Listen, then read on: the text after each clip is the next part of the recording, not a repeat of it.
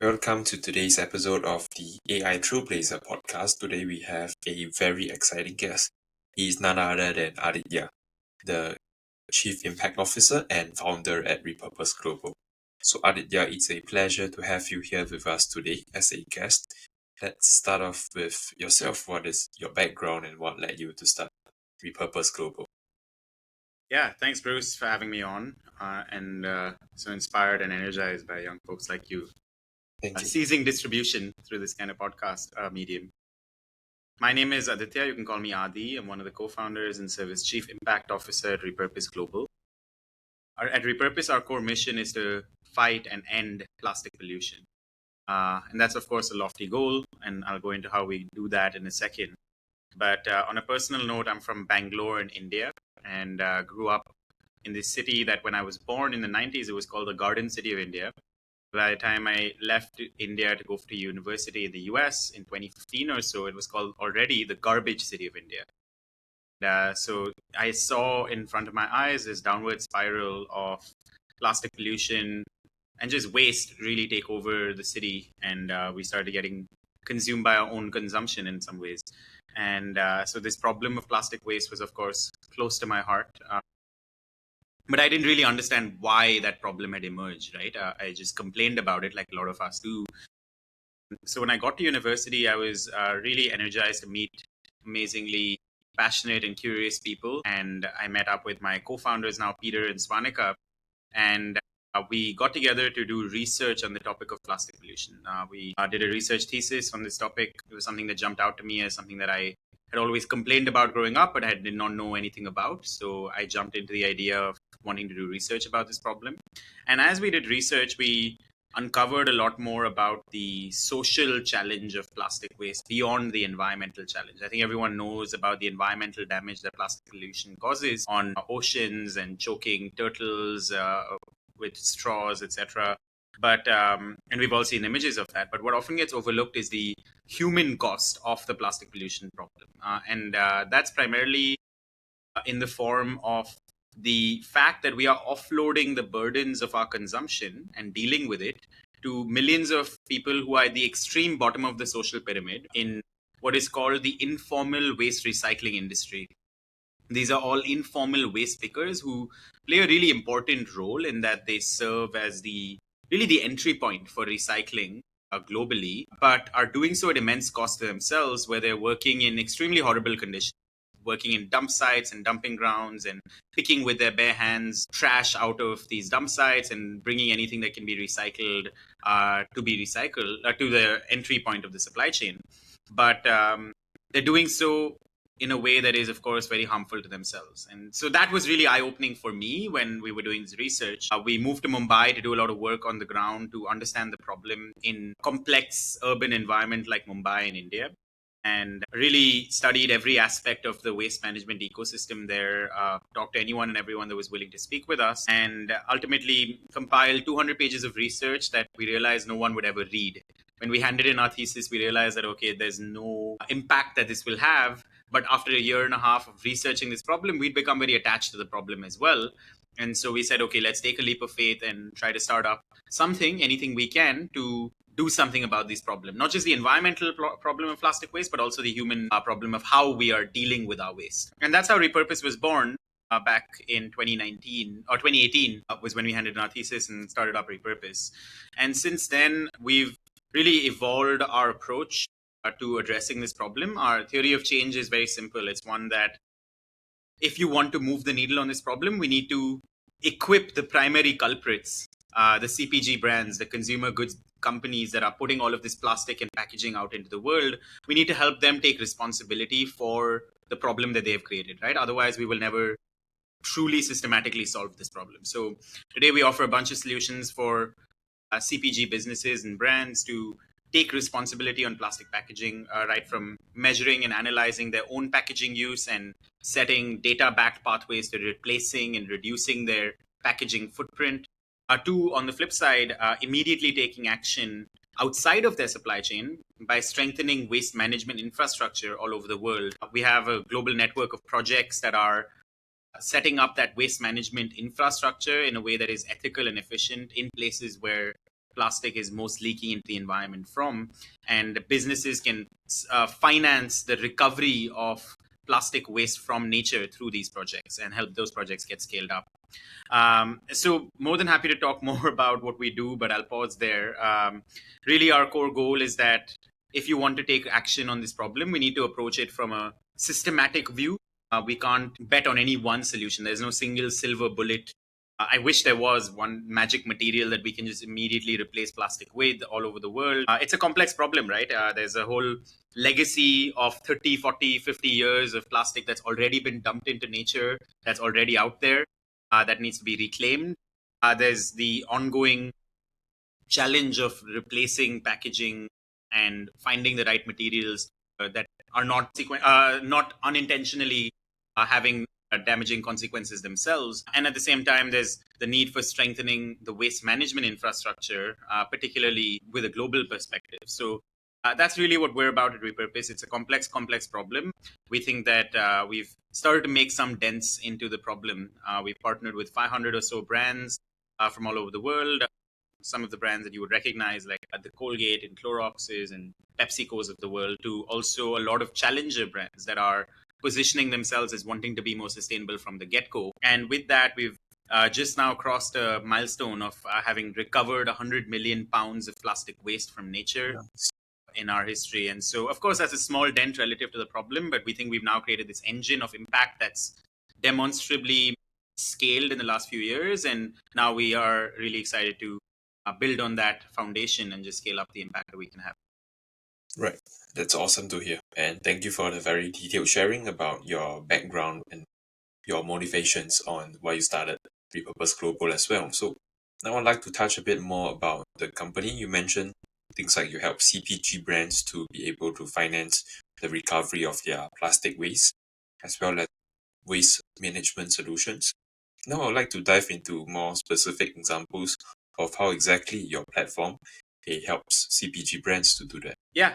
So really, when we think about CPG brands taking action on plastic or taking responsibility for plastic waste, I think of it as a 4-step journey, right? It's not an overnight solution. Let's be real. It's a journey. And I think there are 4 steps to that journey. Number one, if a brand wants to start taking responsibility, they need to measure what they're currently using, right? Most brands don't even have a clue of how much packaging or how much plastic they're putting out into the world. And of course, you don't manage what you don't measure. So step one needs to be measurement and assessment of your current packaging use and analyzing the implications of that packaging use. Step two is using that data, you can then derive a reduction strategy over the next few years that you can actually achievably meet or work towards. There's a lot of wishy-washy targets that are set that, okay, in 5 years, we'll be completely plastic free, or this year we're going to be 100% recycled content or whatever. But these are often like tactics that are meant to distract consumers away from the problem, which is that these brands can't really move away from plastic overnight, right? And so we want to help brands set the right reduction strategy in place in a way that is actually possible practically to achieve by replacing unnecessary uses of packaging altogether, and then where possible to replace our plastic with other materials without increasing the sort of environmental impact of that packaging choice. So that's the second step, is reduction. Third step is, at the same time, we need to recognize that reduction is going to take a long time, right? It's not going to be overnight. And so we definitely need to take immediate action today. And if the brand can't do that in their own supply chain, we think that it's the brand's duty to do that outside of their supply chain, to address plastic pollution that's already in nature and support the recovery or cleanup of plastic waste that's already polluting nature, so that they can take immediate action on the issue today. And so we have this global network of projects that enable doing that, which I can talk more about in a second. So we think of third step as immediate action. And step 4 is really then credibly communicating and reporting what the business is doing to all stakeholders, right? Of course, the end consumer, and being transparent in a way that's not greenwashing, but also not green hushing. And at the same time, communicating to internal employees who care about this problem deeply, to also now increasingly so to communicate that to the government, because there are a lot of regulations that are coming in place around what businesses are doing on packaging. So really that 4-step journey is what we empower a business to go on. One, we help them measure their plastic use with our software platform. Again, that same software platform enables the reporting and reduction target and strategy setting, as well as managing all of the compliances that they need to meet. We have this global network of projects that is enabling businesses to pull plastic waste out of nature and have that impact be attributed to them in a way that is completely traceable and also ethical in terms of the human impact of the workers involved. And then finally, we help the business communicate and credibly talk about the work that they're doing to all of their stakeholders with live data tracking on what they're doing within their own supply chain, as well as what they're doing on plastic in nature and recovering that from nature. So yeah, the core goal is really it's a platform approach. The goal being to enable that end-to-end journey when it comes to anything that a CPG brand wants to do around taking action on making their packaging more sustainable. We aim to have a solution for that. Awesome. So, yeah, now let's talk a bit about your goals for the company. Let's say within the next 6 to 12 months, I understand you've been able to recover 100 million pounds of plastic so far. So where do you want Repurpose Global to be, let's say, for the next 6 to 12 months? Yeah, I think in startups it's always hard to plan a year out, but I think we have some North Star ambitions, right? In a macro scheme of things, in the next 10 years, I think there's going to be an immense opportunity in the next 10 years to really address this problem at the intersection of solving plastic pollution, which everyone cares about, right? There's no denying plastic waste. Everyone on all sides of the political spectrum agree that plastic waste is a problem. And also, everyone recognizes that CPG brands need to be doing something about their creation of this problem, right? And so, we think at that intersection of solving plastic waste and doing so in partnership with the CPG industry, we think there's an immense opportunity really to create a lot of impact on this problem. And really, our macro ambition in the next 10, 15 years is to be able to look back and say that, hey, we were right there at that intersection as this quote unquote opportunity emerged in front of us. We were able to really become one of the leading players in enabling CPG as an industry to take responsibility on plastic waste. And so, of course, now what does that mean from a concrete perspective in the next year or so is really scaling up the work that we're doing, right? We think we have this now engine of creating impact both on plastic in nature, but also on plastic in a brand's own supply chain. And we want to continue to scale that engine up. So today we're working with 500 businesses. We want to scale that up. We want to scale that up as much as possible. I think we would love to make that 1,000 businesses in the next year. Today we're recovering 100 million pounds of plastic waste from nature. We would love to make that 200 million pounds, right? So we want to continue to have ambitious goals for ourselves as we look to build on the foundations that we've already set up in the last few years. And to do that, of course, there's a lot of business building that comes along with that, right? A lot of our goal now has been to set up a really good quality operating system internally and really great team internally to be able to execute on this opportunity right in front of us. We have the privilege of being in a position where we're well capitalized, where we have an amazing group of customers and brands already as partners, and we have the right set of products just as this quote unquote opportunity or market is emerging in front of us.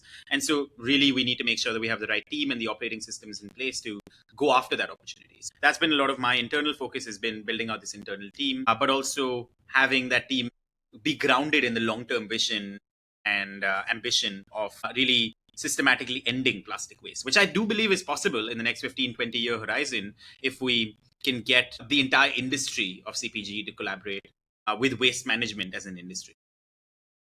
Yeah. Okay, cool. So now I would like to touch, because you touched earlier on you want to scale up the engine of work you are doing, right? As well as scale the impact and scale the amount of companies that you are working with. What would the plan or strategy to get there look like? Yeah, I mean, I'd love to hear your thoughts because you've been working a lot on GTM strategies that I heard in our last meetings. I'd love to get your feedback on this. But really, our core goal is now setting up a commercial engine, right? And that's where I think building out really solid go-to-market motion of figuring out how we get our word out there about our work and about our solutions offerings and the value proposition that we bring to the table, and getting that in front of as many CPG decision makers as possible, and then having a really good strategy commercially to turn that awareness of our impact and our work so far and the value proposition we bring into concrete new partnerships, right? I think that's the whole go-to-market motion and engine that we're starting to create now. And of course, that's an area where a lot of digital enablement, I would hesitate to say it's just AI. It's just entirely digitally enabled. I think this entire journey of building awareness of our work to then turning that awareness into concrete partnership conversations, and then turning those partnership conversations into amazing partnerships, and then turning those partnerships into evangelists so that we can continue to grow the movement in partnership with a lot of brands, right? One of the things that we've been really excited to see is that there's a really good sort of internal cross pollination once we start to onboard one sector, a brand, let's say the pet industry, pet food industry, we start to see other pet food brands want to come on board as well. And so that's something that we're really positive about, is that once we start to work with one brand in one sector, how can we recreate that same case study with peer brands in that same sector, and then have that sector collectively come together and talk about what they're doing as a whole, as a collective, to talk about this, to address this problem on plastic waste and engage with consumers. So really, that's what our core focus is on right now, is building the commercial engine, because, and of course, continue to build out the product roadmap, right? Like, there's a lot of emerging jobs to be done. These compliances that I'm talking about are just now starting, right? In the US, for example, which is where we primarily operate, there's a whole host of regulations and compliances around the packaging that a brand uses and what they have to do based on the packaging that they use, which is just now starting to come online. So we want to make sure that our product can be sort of the one-stop shop solution for helping these CPG brands navigate the world of packaging when it comes to sustainability and compliance. Got it. Yeah, so to be more specific, I was curious as to like what sort of marketing channels do you rely on now in order to drive that, like you said, commercial engine to get the new partnerships, and then what are the channels that have been working really well to raise awareness and achieve some of these marketing goals you mentioned? What are some that hasn't really performed as well as you expected? Yeah, I think in general, for us, what we are realizing is the power of outbound right now. Outbound outreach, just getting the word out about our value proposition in a way that is, of course, respectful and value additive and not pesky and salesy, has been really, really helpful, right? Especially with this compliance landscape coming online now. Most businesses don't even know that they are accountable for these regulations, and they are still operating as if these regulations don't exist, when the reality is these regulations have penalties that can be imposed on them. And so, us being proactive in reaching out to brands and the right stakeholders at brands to make them aware of what we are creating as a lot of educational content, of course, around this new landscape of packaging regulations, and then getting the word out directly through outbound, and at the same time through industry associations and partnerships, right? How can we piggyback off of existing groups or associations or coalitions that already exist in these industries? We have amazing partnerships, for example, with the Pet Sustainability Coalition, or with the Naturally Network, which is in the sort of natural food space. And we're using these partnerships as a way to spread our message to the member brands who all can benefit from this, again, same educational content. So I think the core goal for us really as a marketing strategy is to create a lot of value additive educational content, because not everyone knows what it means to make your packaging sustainable, and very few people actually know about the regulations that you need to be on top of as it pertains to your packaging.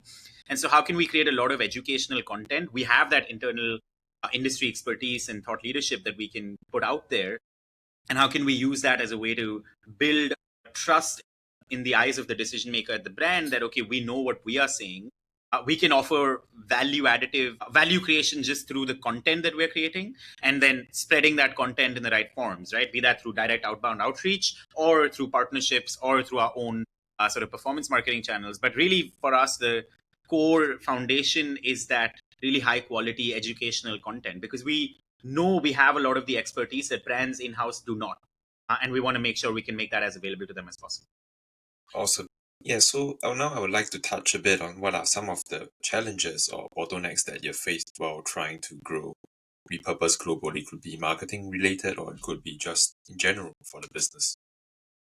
Yeah, look, I think I'll be completely candid. I think as first time founders who jumped into this right out of college, I think a lot of the challenges have been just about learning on the fly while you're building a company, right? Like, we didn't know what marketing means until we had to figure out a marketing strategy to get the word out there. And then we don't really know what good looks like. So I think a lot of our challenges, if I boil it down to one thing, it's this: that this is honestly the first time that we're doing this, and as founders, we're learning on the fly. And now, of course, one thing we've been very privileged to be able to do is put together a really amazing team of functional experts across all domains now, finally, to have not ourselves be the bottleneck on any particular decision, right? And that's been really gratifying to see.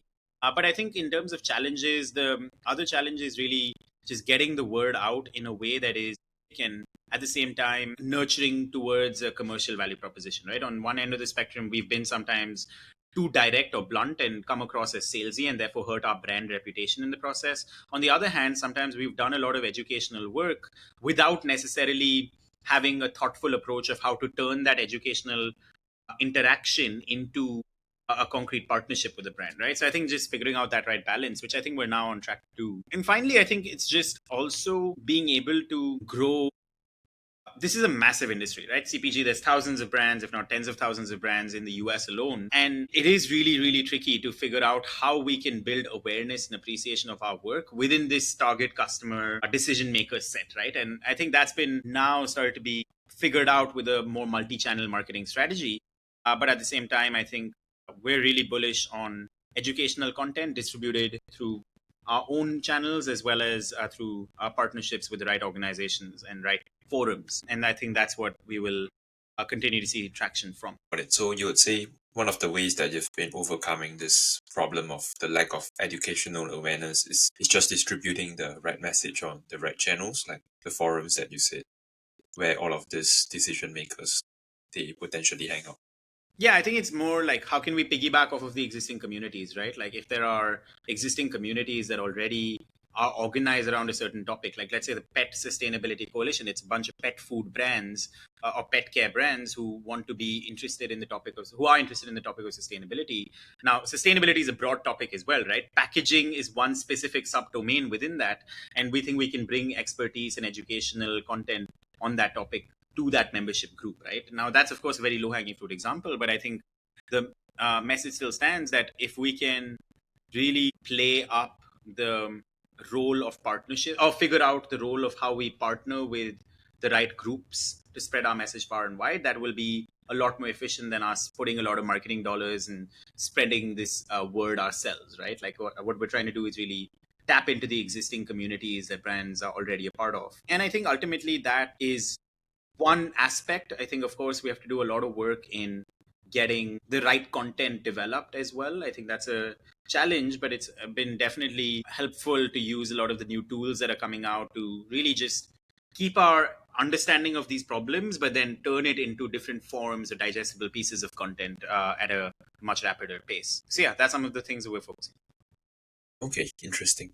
Yeah, so you mentioned quite a different things about your go-to-market, be it piggybacking on the industry associations and forums, as well as just putting more content out there. So I was curious as to what sort of matrix do you use to gauge whether your marketing campaigns are successful, whether they are reaching your goals. So for us, it's all about how many qualified leads can we generate from any particular activity, right? One example is we are really trying to create now a network of advisors and champions who are interested and passionate about our journey of creating impact on this problem of plastic waste and who want to be feeling a part of our journey. And they're very willing to support with introductions into their networks, right? And I think warm introductions can, of course, go a long way. And so we've tried to systematize that with an advisory network that we've created. And so what we keep track of for each advisor is, okay, how many qualified introductions are we generating from each advisor, as an example. So everything boils down to how many qualified leads are we generating from any marketing activity, and then how good are we at turning those qualified leads into concrete partnerships, right? I think that's, of course, the sort of top of funnel, bottom of funnel metric that we need to continue to focus in on. Of course, there are some other metrics that we try to keep a track of that are super important to us. One is how much activity are we doing? Because a lot of this is correlated, especially when it comes to outbound, it is correlated to how much activity are we doing and what is the efficiency of activity. So that's been a really interesting engine that we've now started to build together, is a business development function that's doing a lot more, a repeatable engine of this. If this much activity happens every week or every day, then this many leads are generated. And that's awesome to see that happening, that recreating a replicable engine being created. Yeah, I mean, I completely agree that the outputs are determined by the inputs, specifically when it comes to outbound marketing. So you also mentioned something about the qualified leads. What is your exact ideal target audience that you are looking for when it comes to the So job? our ideal target audience from a persona perspective is a decision maker in either packaging, sustainability, or marketing, or operations or functional leadership at a challenger CPG brand, right? So, challenger CPG brand means someone who is not one of the large multinational conglomerates, but someone who is in the range of like the 50 to $200 million dollar revenue range, who are actively looking to scale up their presence in the market, but at the same time also want to position themselves more along the lines of sustainability, because that's ultimately how they can differentiate. One of the ways that they can differentiate from the big conglomerate competitors, right? So that's our core focus right now. Of course, we have been very grateful for partnerships with large groups as well in the past, but for right now, what we think is much more recreatable and what we have a lot of traction and track record of success with is in this particular segment. And that was actually one of the challenges that we used to face. Was up until this year, we were not focusing on any one particular ICP or ideal customer persona. This year we had to make that hard decision that, okay, we will say no to these types of groups or categories of businesses, because ultimately we were spreading our efforts too thin and we were diluting our own efforts, and focusing in on one effort or one core group has been really helpful. So, I mean, sounds like you've had an incredible journey so far growing Repurpose Global. What would you say is, let's say, if you had a magic wand to wave away one thing in the business right now? I mean, other than the fact that you want all plastic waste to be gone. Yeah, Yeah. if you could wave away one thing in the business, that is I'll either. set a practical goal, which is to be able to generate a lot more quote unquote qualified leads. We have a really good quality ratio of converting qualified leads into Yeah, concrete maybe partnerships. I could finish the question first and then Yeah, yeah, could right. give more context. Yeah, it's a magic wand to wave away one thing in the business that is holding you back or slowing down your progress to get to your goals. Like, what would that one thing be?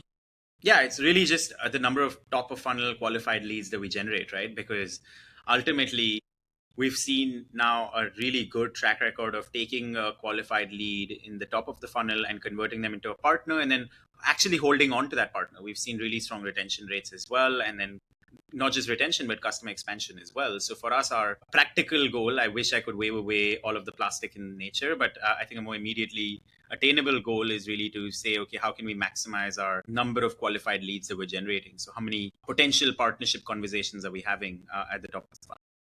Got it. And your way to try and overcome that problem is it just trying to put yourself out there more, just like you said earlier, measuring the inputs more.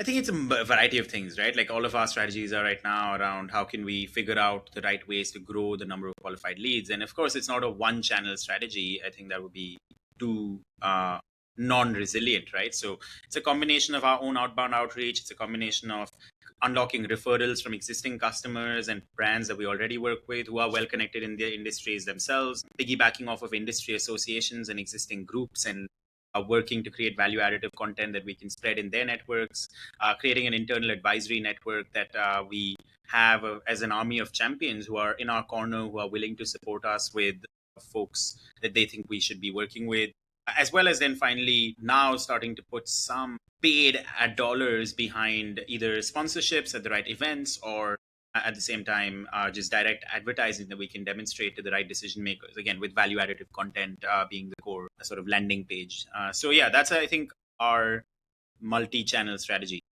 Okay, got it. Very insightful.